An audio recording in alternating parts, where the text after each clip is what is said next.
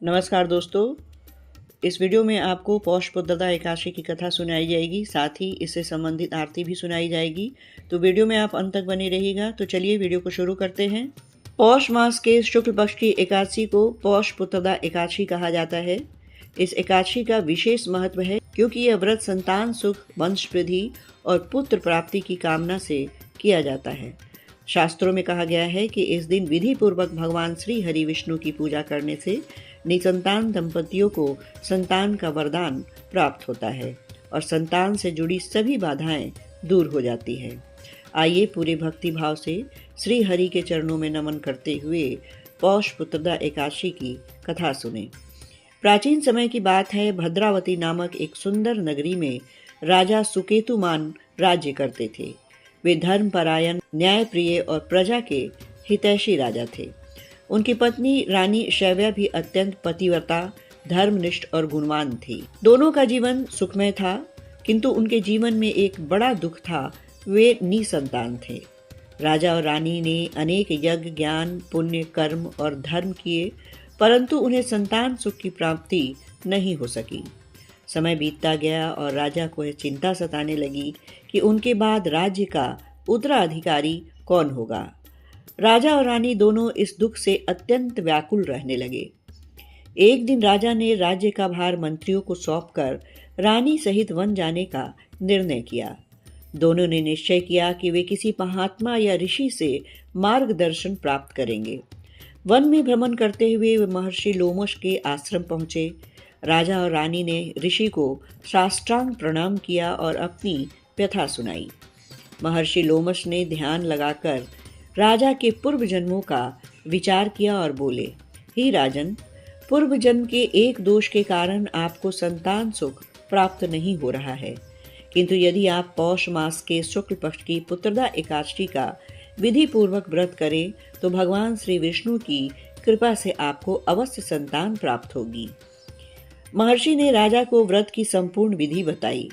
एकादशी के दिन प्रातः स्नान कर शुद्ध वस्त्र धारण करें, व्रत का संकल्प लें, भगवान श्री हरि विष्णु की पूजा करें, रात्रि में जागरण करें, द्वादशी के दिन ब्राह्मणों को भोजन और दान दें।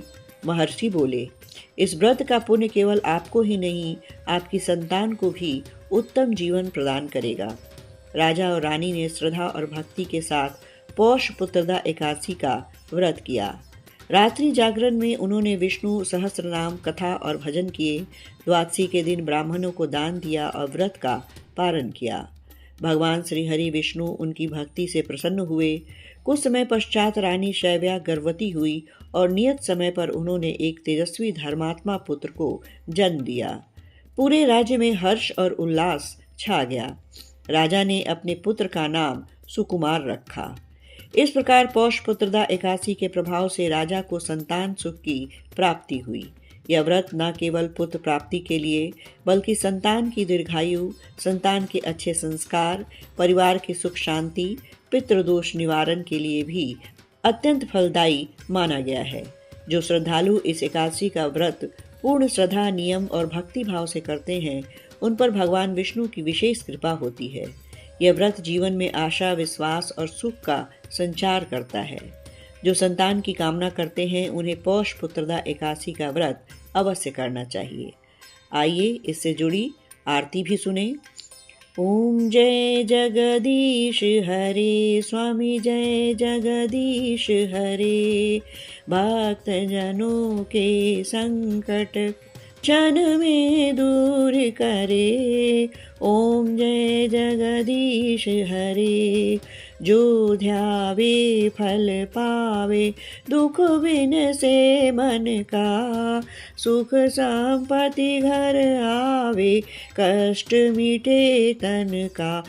ओम जय जगदीश हरे, मात पिता तुम मेरे, तुम ही मेरे स्वामी, त्रिभुवन के तुम पालक, हे अंतर्यामी। ओम जय जगदीश हरे, संतान सुखदाता तुम, दीनन के हितकारी, पुत्रदा एकादशी भक्ति करे नर नारी।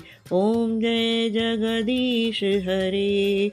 विष्णु चरणों में आकर श्रद्धा शीस नवावे, जो व्रत करे नियम से मन वांछित फल पावे। ओम जय जगदीश हरे। स्वामी जय जगदीश हरे। भक्त जनों के संकट क्षण में दूर करे, जय जगदीश हरे। ये थी पुत्रदा एकादशी की कथा, साथ में उनसे जुड़ी आरती। वीडियो अच्छी लगी हो तो इसे लाइक और शेयर जरूर करें। अब आप मुझे आज्ञा दें। ओम नमो भगवते वासुदेवाय नमः। नमस्कार।